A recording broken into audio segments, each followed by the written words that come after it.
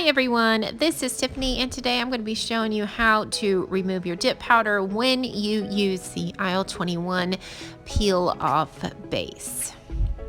I am using a nail drill, but you can most definitely just use a hand file with this. And what I'm going to be doing is this bit is a cuticle bit. I also use this to prep my nails as well, but it works well for this purpose.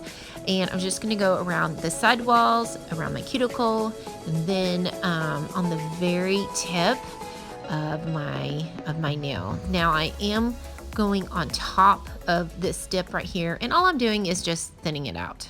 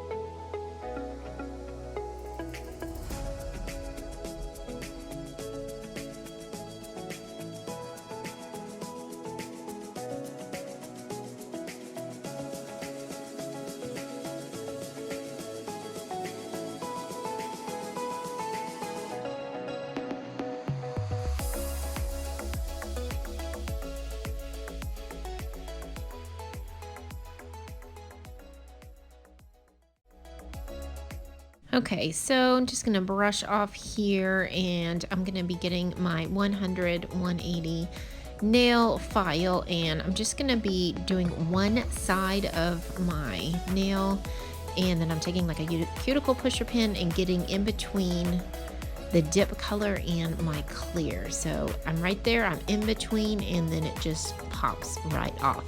This is in real time, so you guys can see how fast it takes me to get this off. So again, I'm just filing at an angle to expose the dip color and the clear color. And so if you can see, I'm gonna get in between my color, and you just need to wiggle it and it pops right off.